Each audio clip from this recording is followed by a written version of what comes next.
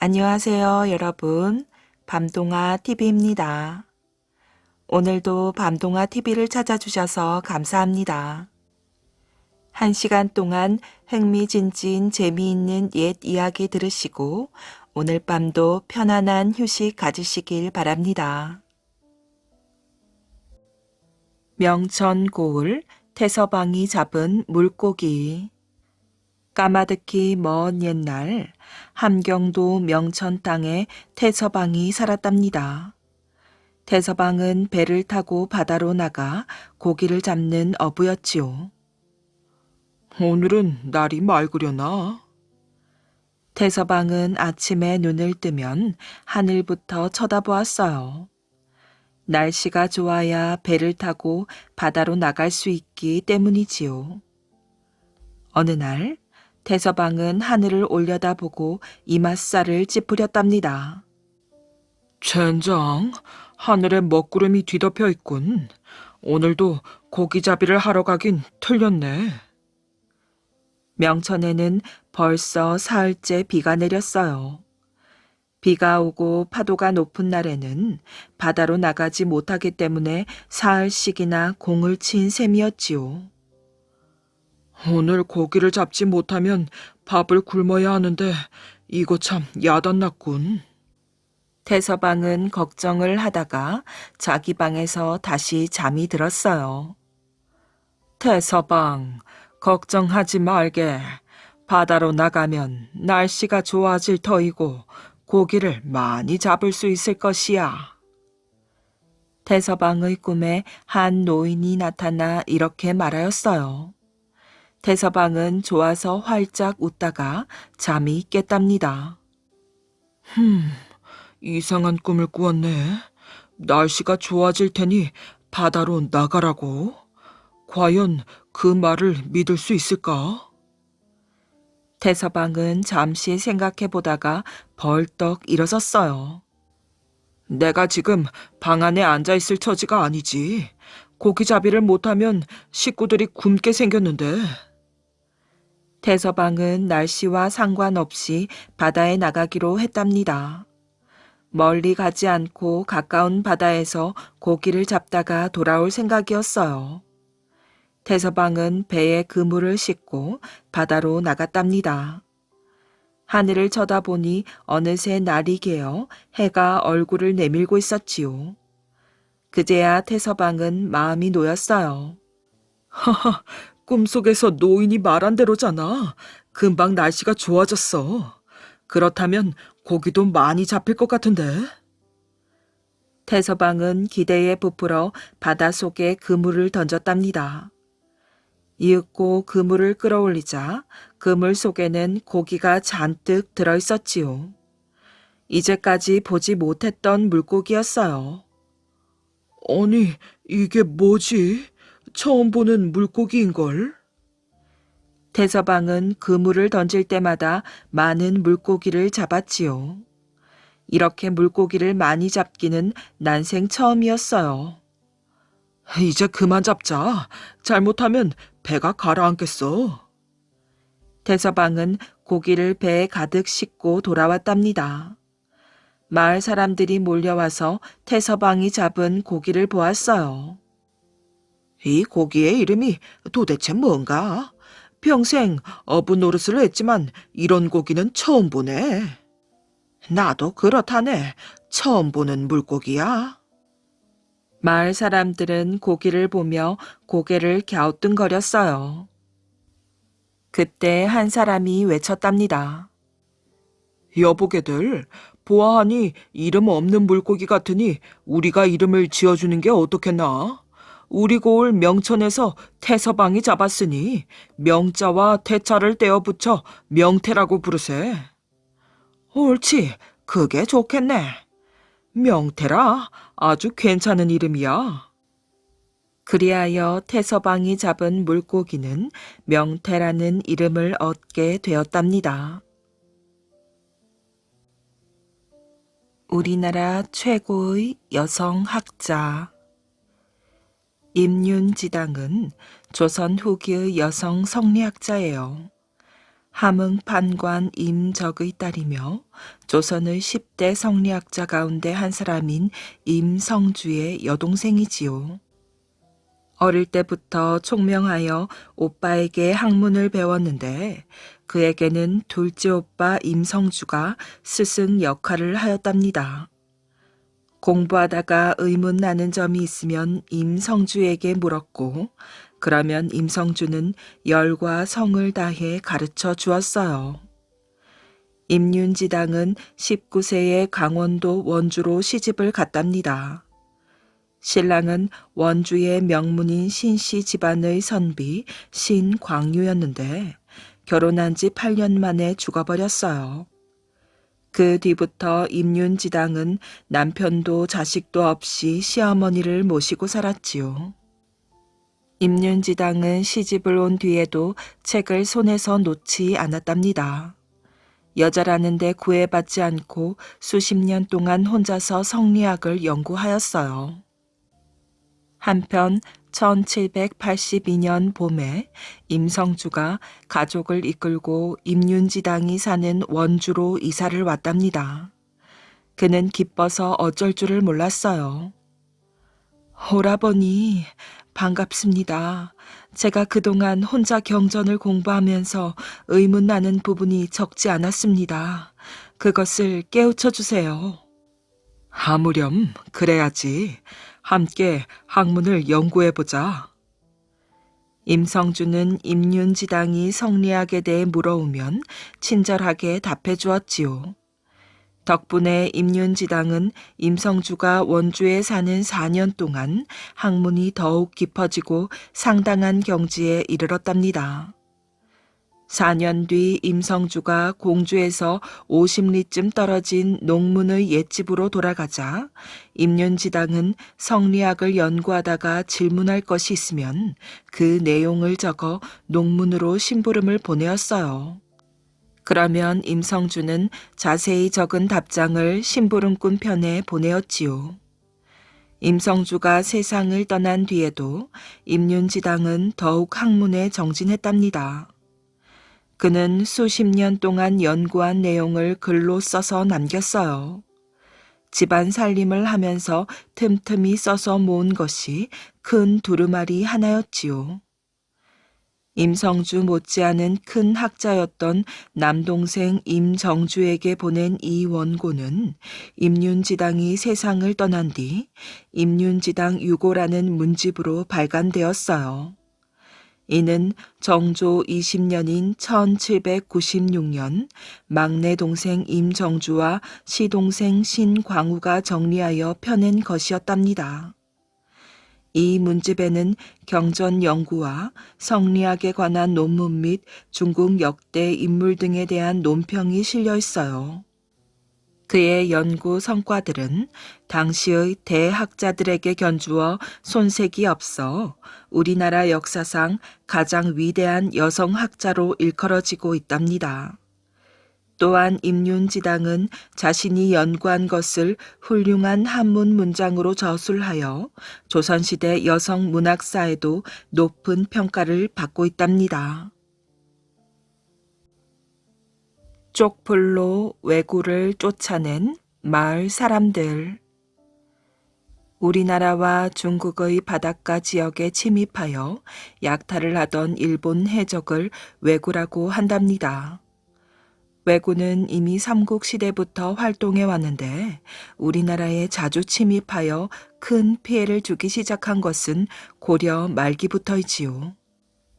공민왕 때 115회, 우왕 때 278회나 침입했으며 부산, 목포 등 남부 해안 지방에서 충청도, 경기도, 평안도, 함경도, 황해도 등에 이르기까지 왜구의 침입 범위는 넓어졌답니다. 그 무렵에 충청도 보령에서는 이런 일이 있었지요. 어느 날 보령의 남포면 월전리 마을에서는 사람들이 한자리에 모여 회의를 하였어요. 모두들 깊은 시름에 젖어 어두운 얼굴이었지요. 제일 먼저 입을 연 것은 장사를 하느라 이 동네 저 동네를 돌아다니는 박서방이었어요. 제가 이곳저곳 다녀보니 왜구들의 노략질 때문에 난리입니다. 왜구들이 수백 척의 배를 몰고 와서 바다에서 좋은 선을 습격하는가 하면 육지로 몰려다니며 관가나 부잣집 창고를 약탈한답니다.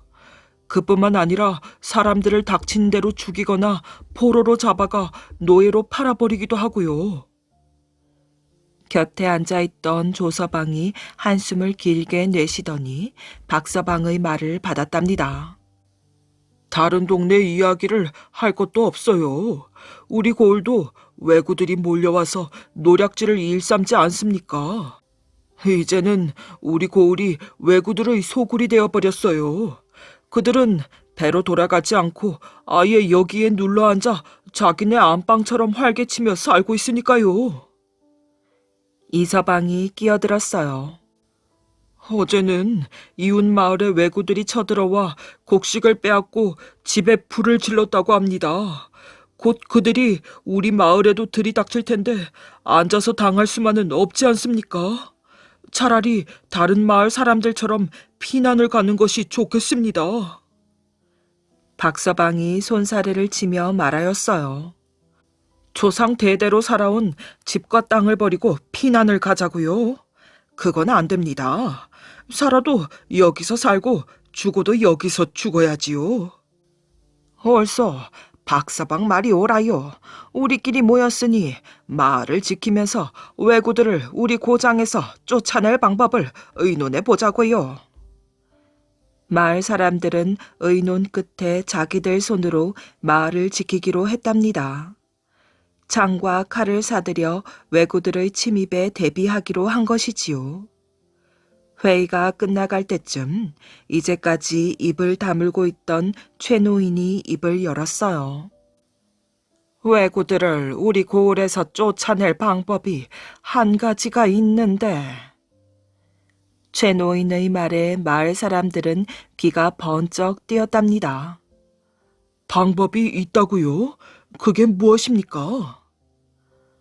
내 이야기를 잘 들어보게. 자네들은 왜구들이 좋아하는 음식이 뭔지를 아는가? 바로 보거 요리야. 어르신 말씀이 옳습니다. 왜구들이 보거라면 사족을 못 쓰더라고요. 회로 먹고 구워 먹고 끓여 먹고 갖가지 요리를 만들어 먹는 것을 보았습니다. 얼마나 맛있게 먹던지. 박서방은 말을 끝내고 입맛을 다졌어요.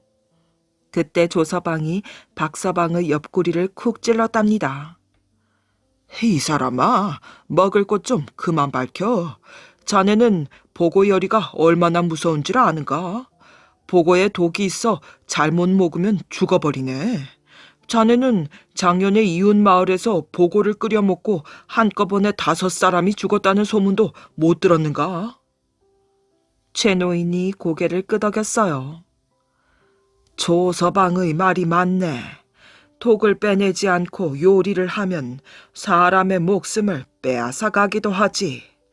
그런데 자네들은 보고가 무엇을 잘 먹는지 아는가? 갯가에 피었다가 갯물에 떨어져 떠다니는 쪽풀의 꽃이네. 아, 쪽풀이요? 붉은 꽃이 이상 모양으로 피지요. 잎은 남빛으로 물들이는 물감의 원료로 쓰이고요. 어르신, 쪽풀이 왜구를 쫓아내는 것과 무슨 상관이 있다고 갑자기 그 이야기를 하십니까? 상관이 있지. 내 이야기를 끝까지 들어보게. 보고라는 놈이 쪽풀의 꽃을 먹으면 독이 더 강해진다네. 그러니까 쪽풀을 많이 길러서 퍼뜨리면 보고가 그것을 많이 먹어 독이 더 강해질 터이고, 그렇게 되면 왜구들이 그 보고를 먹고 식중독을 일으켜 죽을 것이 아닌가. 최 노인의 말에 마을 사람들은 얼굴빛이 환해졌어요. 말씀을 듣고 보니 그렇군요. 왜구들을 쫓아내려면 쪽풀을 열심히 길러야겠어요. 이튿날부터 마을 사람들은 정성을 다해 쪽풀을 길러 널리 퍼뜨렸어요. 그리하여 갯가에는 쪽풀이 아주 흔해졌고 꽃이 피었다가 져서 갯물에 떨어지자 보거들이 신나게 꽃을 먹었답니다. 그 뒤에 보거를 잡아먹은 왜구들은 어김없이 죽었지요. 하도 독이 강해 그 자리에서 그만 숨이 넘어갔어요. 쪽풀 때문에 보거의 독이 강해진 줄을 모르는 왜구들은 공포에 질렸답니다. 우리가 이 땅에서 산다고 산신령이 노하셨나 보구나. 계속 여기서 살다가는 한 명도 살아남지 못하겠다. 왜구들은 도망치듯 육지에서 철수했고 배를 타고 고향으로 돌아갔어요. 마을 사람들이 쪽풀을 길러 퍼뜨린 바닷가는 이때부터 쪽풀 남자를 써서 남포라는 이름을 얻었답니다. 무서운 곽지가 온다. 임진왜란이 일어났을 때 임금이 한양을 버리고 도망갔다는 소식에 많은 백성이 절망했지만 스스로 나라를 지키자고 일어서는 백성들도 있었답니다. 경상남도 의령의 곽재우는 모든 재산을 털어 의병을 모았어요. 그는 의병들과 함께 크고 작은 전투에서 왜군들을 물리치고 큰 공을 세웠답니다. 붉은 옷을 입은 자가 나타났다. 저자를 잡아야 한다. 곽재우는 언제나 붉은 옷을 입고 나타났어요. 왜군들은 곽재우를 잡으려고 붉은 옷을 입은 자들을 쫓았지요. 그러자 곽재우는 여러 부하에게 붉은 옷을 입히고 변장을 시켰답니다. 아니, 붉은 옷을 입은 자가 한 명이 아니잖아. 귀신이다. 사방에서 붉은 옷을 입은 사람들이 나타나자 혼이 싹 빠졌어요. 귀신이 나타났다며 꽁무니를 빼고 도망가기도 하였지요. 곽재우는 도망가는 척하며 일부러 커다란 상자를 떨어뜨리기도 했답니다. 왜군들은 귀한 물건이 든 줄 알고 상자를 열었어요. 그런데 그 속에서 벌떼가 우르르 나와 왜군들을 공격하였지요. 그 다음 싸움에서도 곽재우는 일부러 상자를 떨어뜨렸어요. 이 안에는 분명 벌이 들었겠지. 상자를 불 속에 던져라. 왜군들이 상자를 불 속에 던지자 엄청난 폭발이 일어났어요. 상자 속에 폭탄이 들어있었던 것이지요. 곽재우는 이처럼 뛰어난 전술로 왜군을 무찔렀어요. 한편 그의 활약이 널리 알려지면서 어른들은 우는 아기를 달랠 때 무서운 곽지가 온다라고 했다고 한답니다. 치욕의 역사를 기록한 비석. 옛날 조선시대 광주 땅 중대리에는 삼전도라는 곳이 있었답니다. 지금 그곳은 서울 송파구 석촌동으로 이곳에 가면 병자호란 때 청나라가 세운 비석이 있답니다.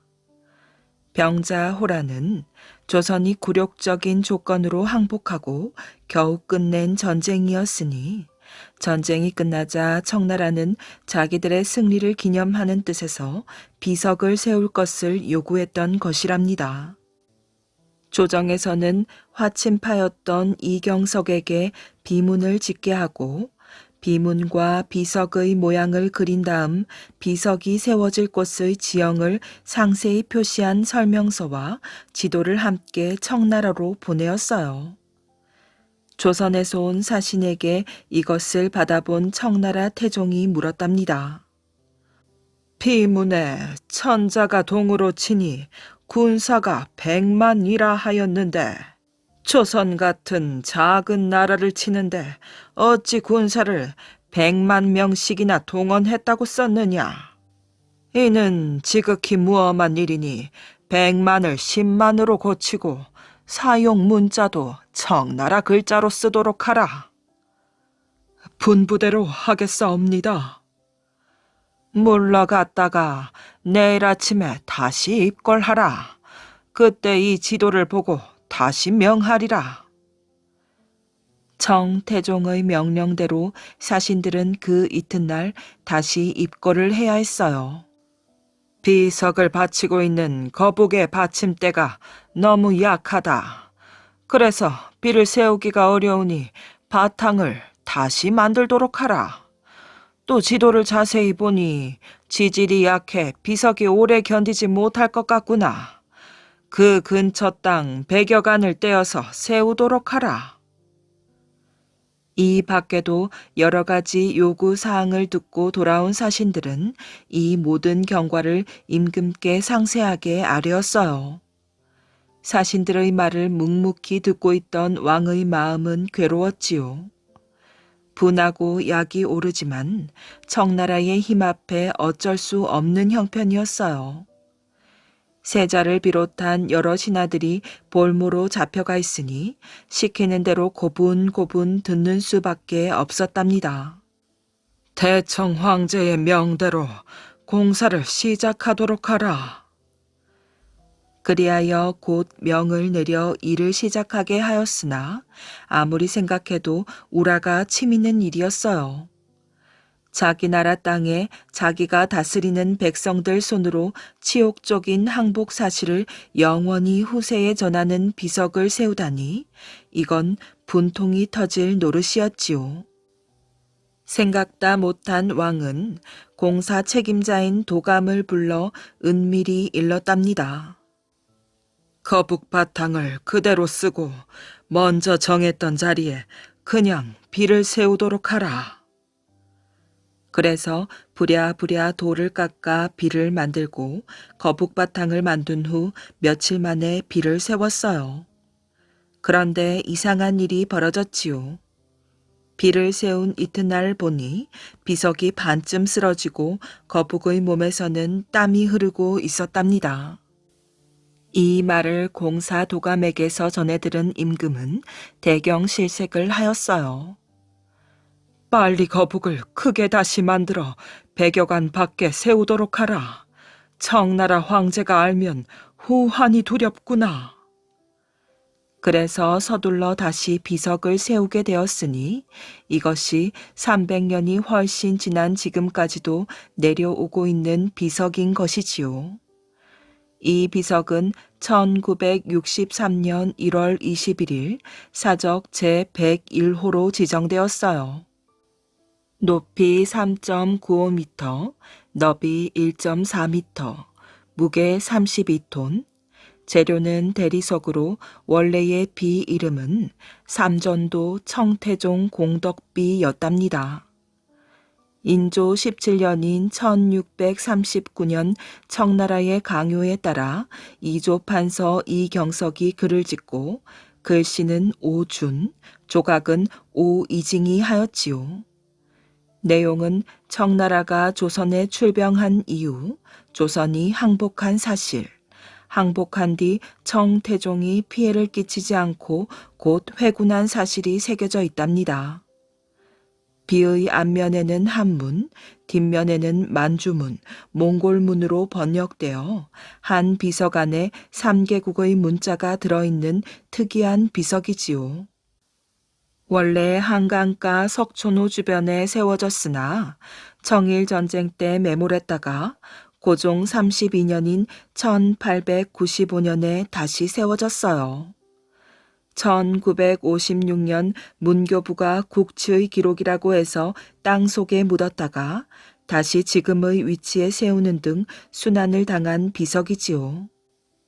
서울시에서는 패배와 치욕의 사실을 그대로 보여 교훈이 되도록 하기 위하여 비 주변에 500평 규모의 소공원을 조성해 놓았답니다.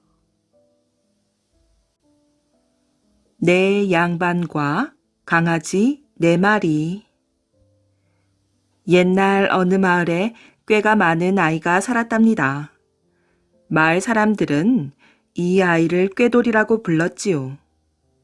이 마을에는 몇백 년 묵은 느티나무가 한 그루 있었답니다. 어느 무더운 여름이었어요.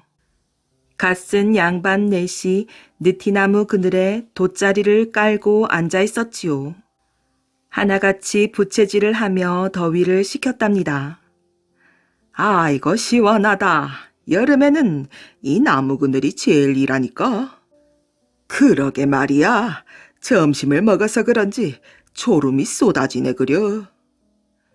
양반들은 꾸벅꾸벅 졸기도 하고 수군수군 이야기도 하면서 빈둥거렸어요. 한편 마을 사람들은 햇볕이 내리쬐는 논가 밭에서 구슬땀을 흘리고 있었지요. 김을 매면서 양반들을 보니 꾀돌이는 화가 났답니다. 어떻게 하면 양반들을 골려줄 수 있을까? 꾀돌이는 네 양반을 찬찬히 훑어보았어요. 양반 하나는 삐쩍 마른 말랑깽이였고 한 양반은 포동포동 살이 찐 뚱보였지요. 나머지 한 양반은 눈이 세모눈이었고 다른 한 양반은 코가 주먹코였어요. 네 양반을 뚫어져라 바라보던 꾀돌이는 입가에 미소를 띄었답니다. 그래, 그렇게 하면 되겠구나.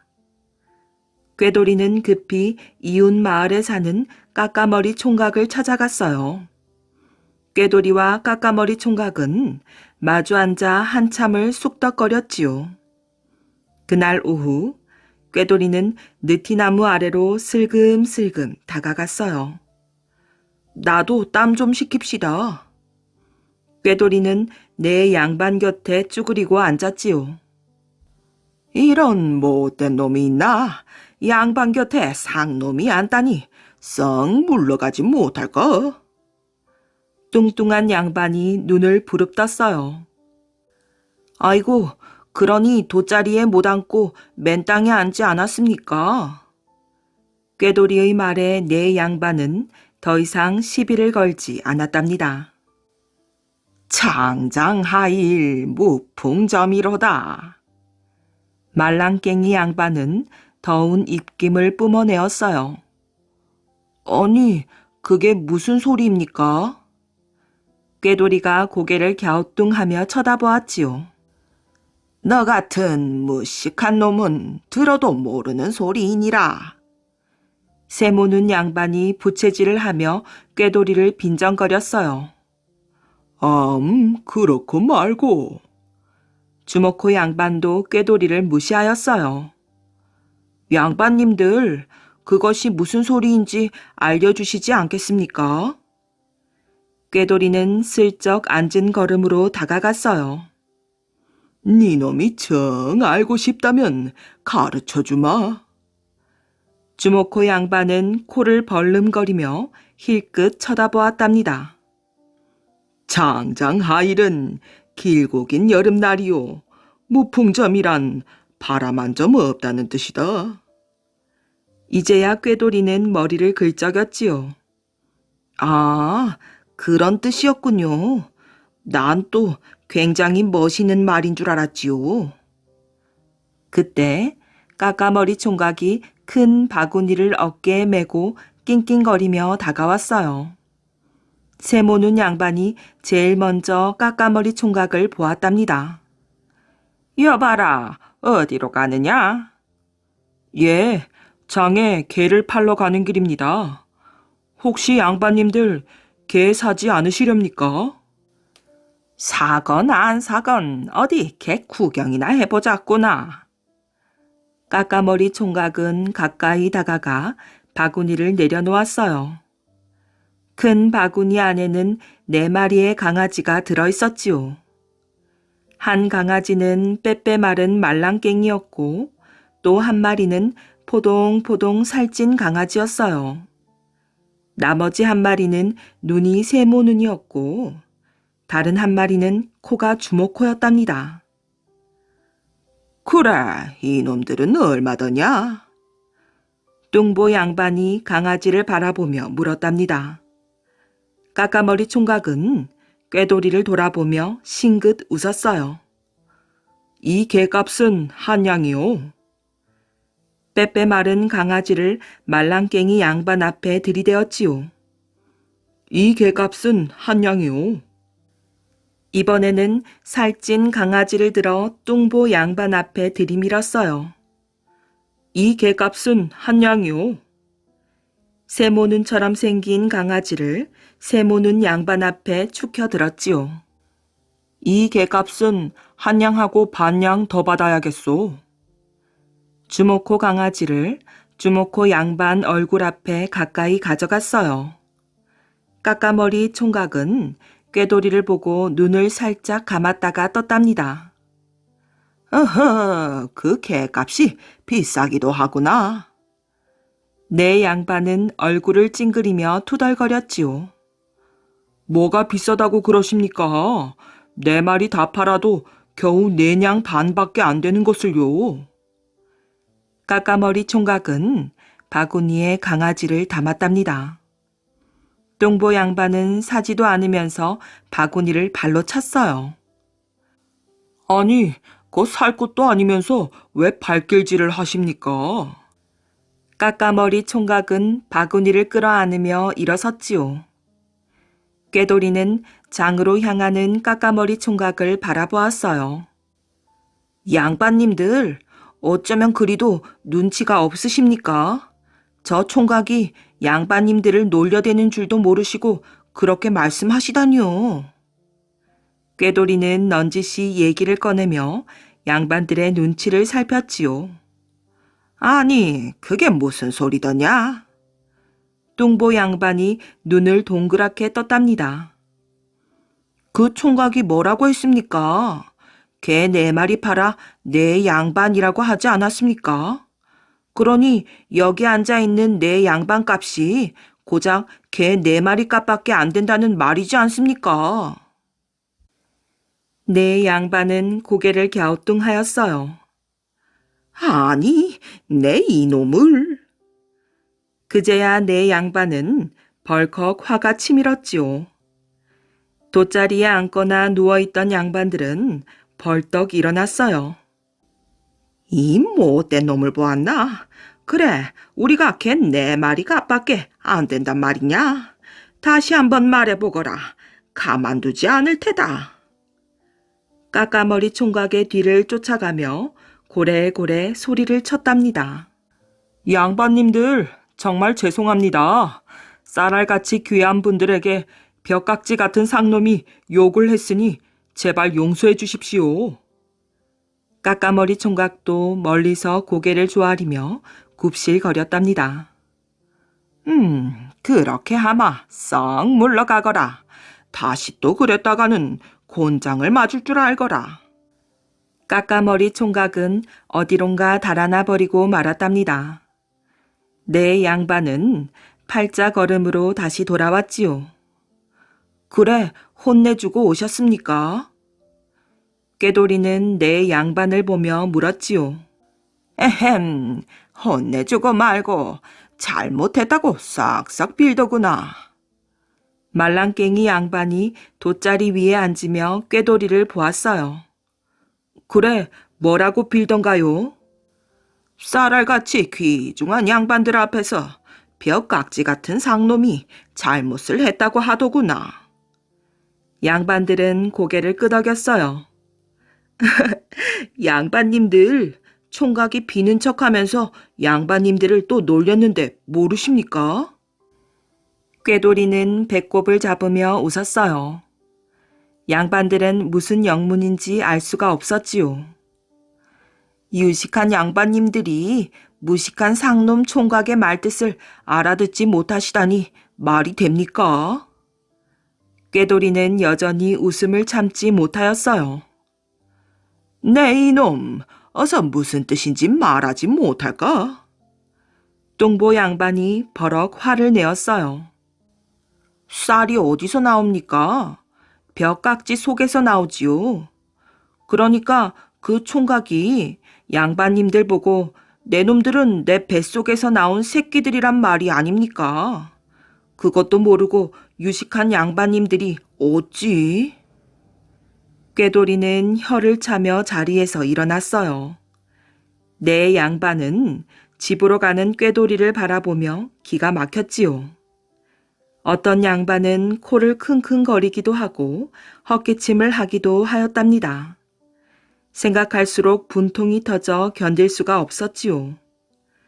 나중에는 쩝쩝 입맛만 다시며 부채질을 하였답니다. 분이와 선녀가 준 달꽃. 먼 옛날 금강산에서 멀리 떨어진 마을에 가난한 농부가 살았답니다. 어느 봄 보릿고개를 눈앞에 두고 있었어요. 마을 사람들은 풀뿌리와 나무 껍질로 끼니를 이어갔지요. 어떤 사람은 아무것도 먹지 못해 병을 얻어 쓰러지기도 하였답니다. 영감님, 쌀이 한 톨도 없어서 그러니 저희에게 쌀을 좀 나누어 주십시오. 뭐라고? 어서 썩 꺼지지 못할까? 사람들은 부자에게 사정을 했지만 들은 척도 하지 않았답니다. 먹지 못해서 알아놓은 사람들이 있습니다. 조금만 도와주십시오. 농부들은 몇 번씩 찾아갔지만 소용없는 일이었어요. 시끄럽다. 어서 돌아가지 못할까? 부자는 쌀쌀맞게 농부를 내쫓았어요. 누구 때문에 부자가 되었는데? 농부들은 부자를 원망하였어요. 이때 금강산에는 하늘에서 선녀들이 내려오곤 하였지요. 농부들은 마을에서 제일 나이가 많은 할아버지 집에 모였어요. 할아버지, 가만히 있다가는 모두 굶어 죽겠습니다. 먼저 병에 걸린 사람부터 살려야 합니다. 농부들의 의견은 제각각이었답니다. 선녀들을 찾아가서 달 마을에 피는 달꽃을 얻어오면 어떨까요? 젊은 총각 하나가 일어서며 말하였지요. 병든 사람도 냄새만 맡으면 벌떡 일어난다는 그 꽃 말인가? 네, 할아버지. 할아버지는 고개를 끄덕였어요. 금강산에 가려면 기운이 센 남자라야 하는데. 오랜 가뭄에 기운이 있는 사람이 어디 있겠습니까? 마을 사람들은 이러지도 저러지도 못하고 있었답니다. 그러던 어느 날이었어요. 할아버지, 제가 금강산에 다녀오겠습니다. 부지런하고 마음씨 착한 분이가 할아버지를 찾아왔어요. 네가 어떻게 금강산에 간단 말이더냐? 할아버지는 놀라면서도 분이가 대견스러웠지요. 할아버지, 갈 수 있어요. 제가 가겠습니다. 분이는 무릎을 꿇고 앉아 다시 한번 할아버지를 졸랐어요. 너처럼 연약한 몸으로는 그 험한 산길을 갈 수가 없단다. 어서 돌아가거라. 어린 분이를 금강산에 혼자 보낼 수는 없었지요. 저를 한번 믿어주세요. 꼭 가고 싶어요. 할아버지는 분이의 결심을 꺾을 수가 없었답니다. 네가 그렇게 원한다면 어쩔 수 없구나. 할아버지는 수염을 쓸어내리며 고개를 끄덕였지요. 다음날 마을 사람들은 분이에게 떡을 싸주었어요. 잘 다녀오너라. 몸 조심하고. 마을 사람들은 분이의 마음을 알고 눈물을 흘렸답니다. 마을을 떠난 지 사흘이 지났어요. 얼마쯤 온 걸까? 분이는 지쳐서 금방이라도 쓰러질 것 같았답니다. 한 걸음 한 걸음 금강산을 오를 때마다 금강산의 화려한 절경이 펼쳐졌지요. 선녀님들 어디 계십니까? 그러나 분이는 선녀들을 빨리 만날 생각뿐이었어요. 천선대에 오른 분이는 피곤하여 바위에 쓰러지고 말았답니다. 자기도 모르는 사이에 스르르 잠이 들었지요. 얼마나 시간이 지났을까? 어렴풋이 들려오는 비파 소리에 잠이 깨었어요. 선녀들이구나. 알록달록 7 무지개를 타고 선녀들이 하늘에서 내려오고 있었어요. 저 선녀들한테 달꽃을 구할 수 있어야 할 텐데. 본인은 가슴이 두근거렸어요. 너는 어디에 사는 아이길래 이곳에 와 있느냐? 선녀들은 분이를 보고 깜짝 놀랐어요. 선녀님. 본인은 선녀들을 보자 울컥 눈물이 났답니다. 얘야, 울지 말거라. 무슨 일인지 말해보렴. 본인은 선녀들에게 솔직하게 이야기하였지요. 그랬구나. 우리가 네 소원을 들어줄 터이니 걱정 말거라. 선녀들은 분이를 달래며 맑은 물에 씻겨주었지요. 순간 분이는 선녀들처럼 아름다워졌어요.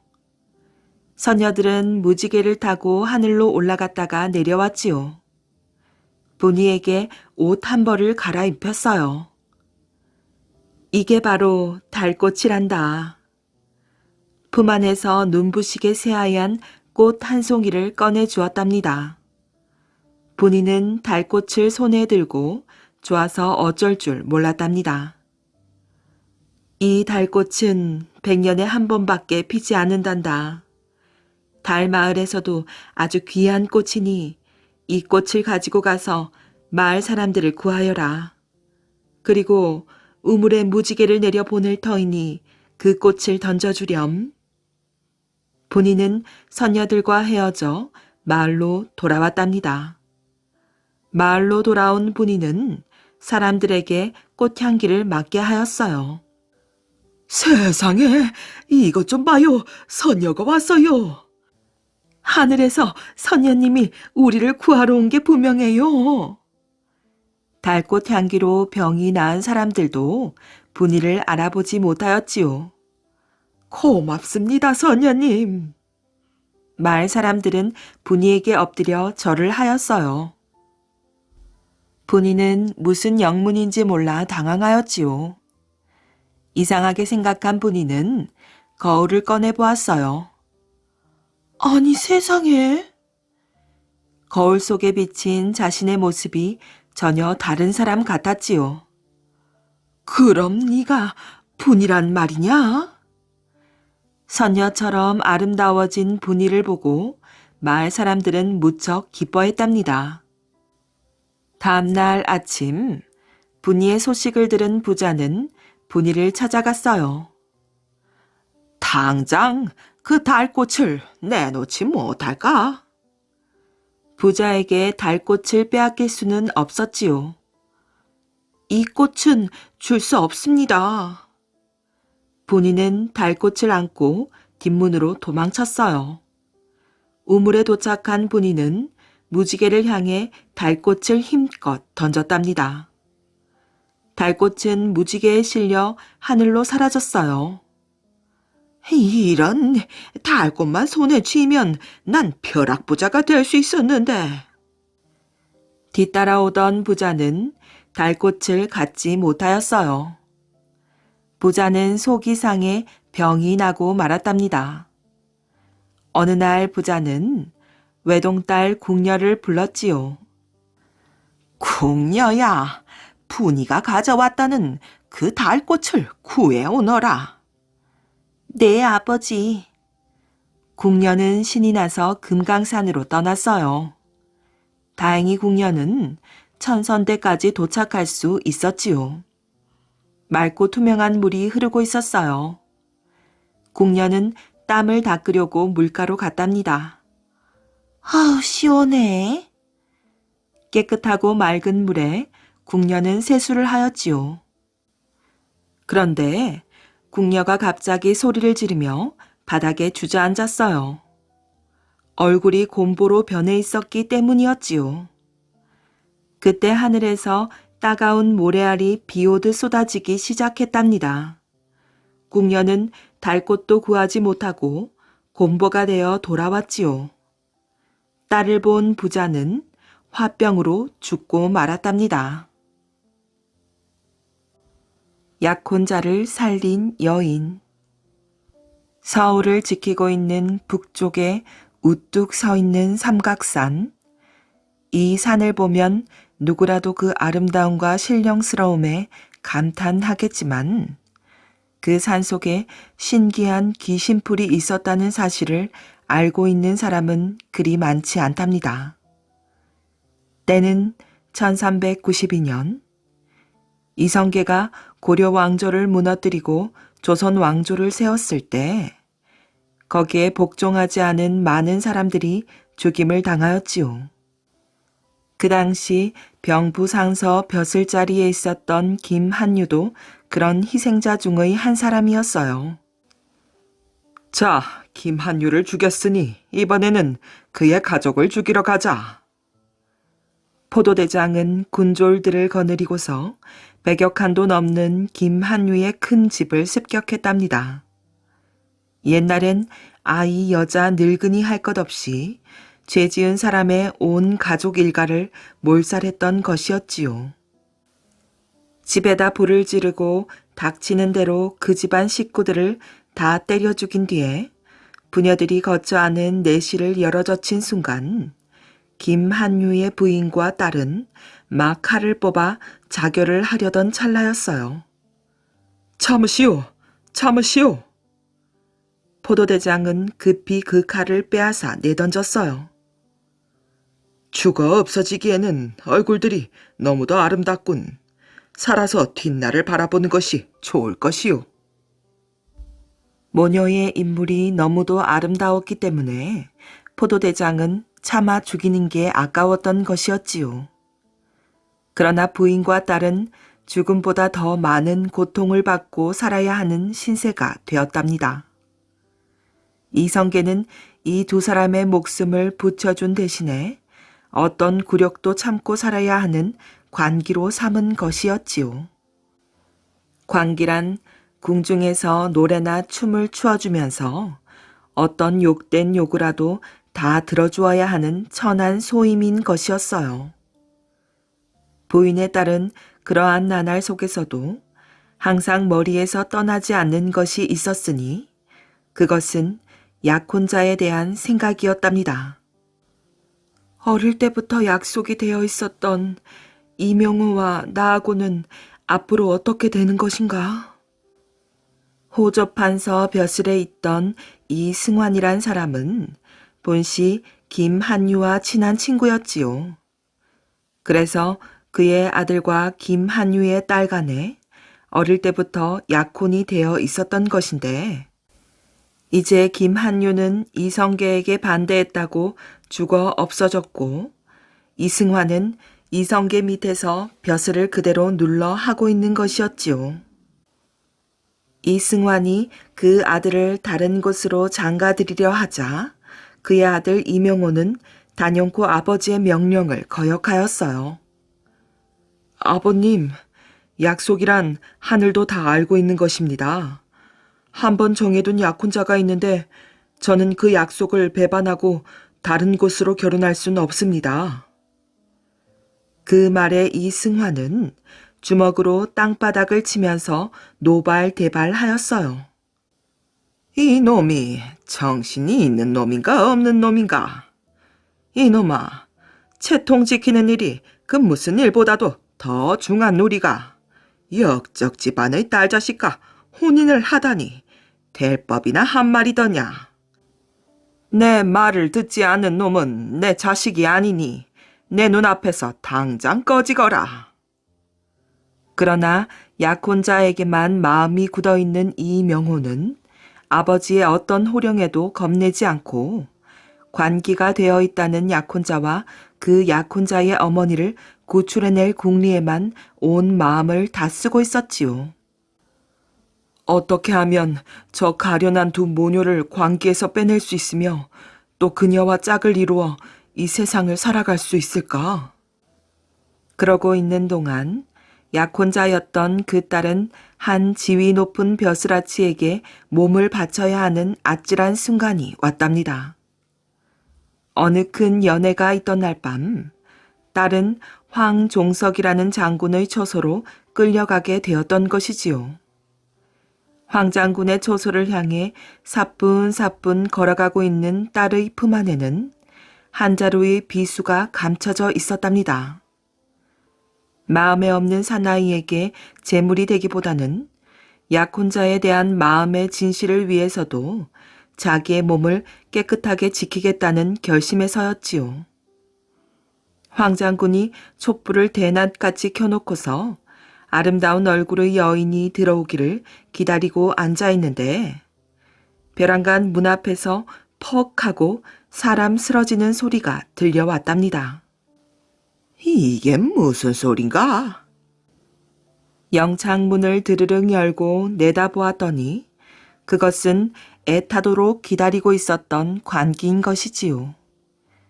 가슴에 꽂혀있는 비수를 뽑아내면서 관기를 부르고 흔들어 보았지만 이미 숨은 끊어지고 난 뒤였답니다.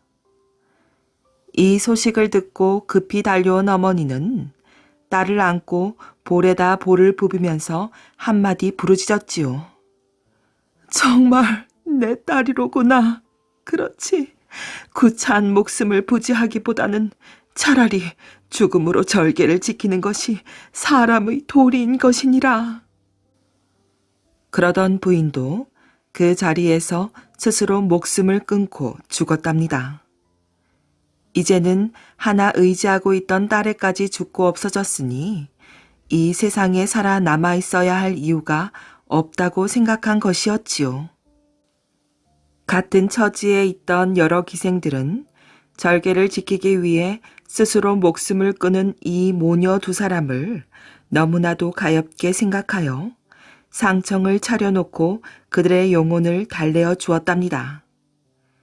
광기 아닌 서울 안의 다른 기생들도 모두 와서 술을 붓고 절을 하곤 돌아갔지요.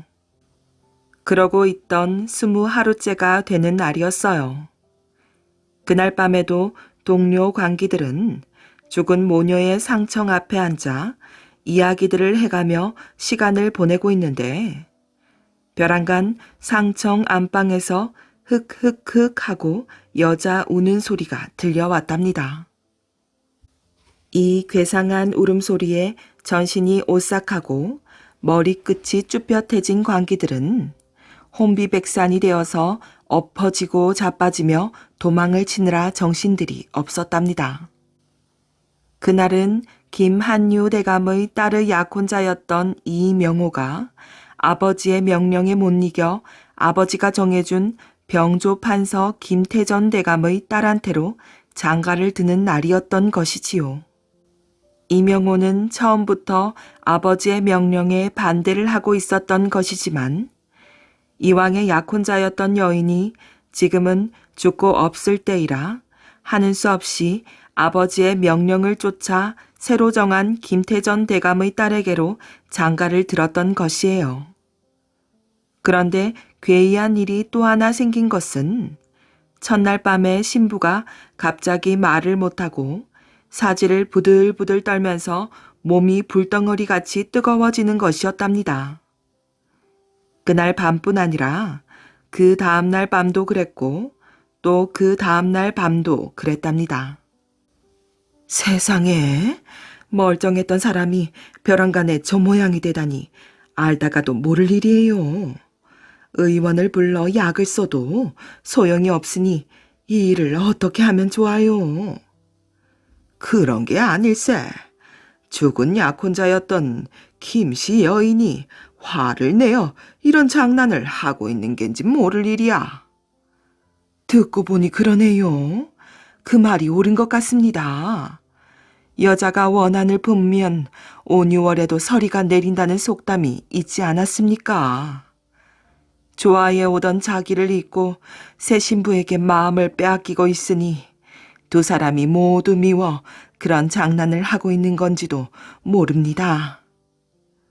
아닌 게 아니라 신랑인 이명호도 낮에 말에서 떨어진 일이 있었는데 얼굴에서 흐르는 피가 닷새도 지나고 엿새도 지나도 멈추질 않았지요. 많은 의원들이 부름을 받고서 와보았지만 그들은 하나같이 이때까지 10,000가지 병을 다 보아왔어도 이런 병은 한 번도 본 일이 없다면서 손바닥을 털털 털고는 가버렸답니다. 신랑과 신부가 다 이 모양이었으니 집안이 조용할 까닭이 없었지요. 온 집안에 차 있는 것이란 근심과 한숨뿐이었답니다.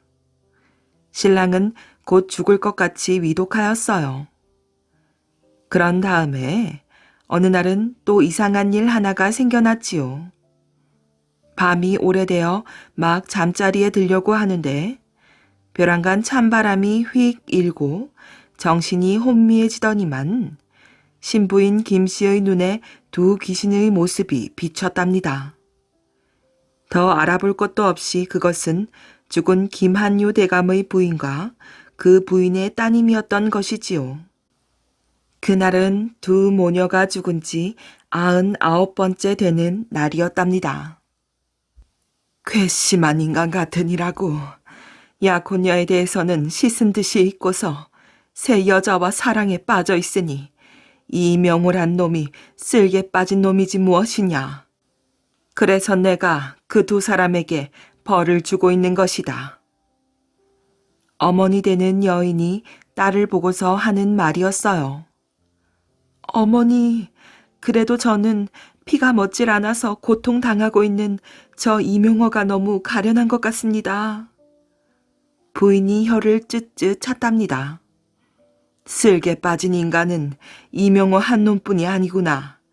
너도 바로 그런 인간이란 말이다. 어째서 인간이 사랑할 줄만 알고 미워할 줄은 모르는 것이냐. 그렇지만 어머니, 이명호가 너무 가련하지 않습니까? 저도 한때는 그가 미웠지만 그를 사랑하고 있는 마음에는 변함이 없습니다. 전 어떻게 하더라도 이명호를 도와주고 싶어요. 어머니, 부탁입니다. 어떻게 그 사람을 구해줄 방법이 없습니까? 부인은 한참 동안 말을 않고 있다가 입맛을 쩝쩝 다셨답니다. 네 마음이 꼭 그러하다면 그를 살려낼 길이 아주 없는 것은 아니다만. 딸은 어머니의 가슴에 매달렸어요. 어머니, 그 살려낼 길이 무엇이어요? 어머니, 어서 그 길을 가르쳐 주세요. 부인은 뜸직뜸직하게 느린 어조로 방법을 일러주었지요. 삼각산 꼭대기에 가면 500년 묵은 늙은 소나무가 있는데 그 소나무에서 500보쯤 왼쪽으로 가면 커다란 바위가 있고 그 밑에 조그만 늑대굴 하나가 있을 것이다. 그 늑대굴이 어떻다는 것이지요? 그 굴 안에 풀들이 나 있는데 성혈초라 하여 제비풀 비슷하게 생긴 풀이 있단다. 그 풀을 캐어다가 정성을 들여 다려 먹이면 병자가 곧 나 일어나게 될 것이다. 어머니, 고맙습니다. 이 말을 들었다면 신부가 반드시 밝은 날에 사람을 보내어 그 약초를 캐어오게 할 것입니다. 어느새 닭 울음소리가 들려오자 두 여인의 그림자는 온데간데가 없고 신부는 겨우 꿈인지 생시인지 모를 환각에서 깨어날 수가 있었답니다. 신부 김씨는 다음날 친히 삼각산으로 올라갔지요. 남을 시키는 것은 정성이 부족한 일이라 생각했기 때문이에요. 과연 제비풀을 닮은 풀이 있었기로 그 풀을 캐어다가 정하게 다려 남편에게 먹였더니 신랑 이명호는 거짓말같이 몸을 털고 일어나서 멀쩡한 사람으로 되돌아왔답니다. 우리 모두 이렇게 무사하게 된 것은 죽은 그분이 도와주신 덕분이어요. 이명호의 부부는 매년 죽은 두 여인의 제사를 지내주었어요. 그리고 이 이야기를 전해들은 세상 사람들은 그 약초 이름을 귀신풀이라고 불렀답니다.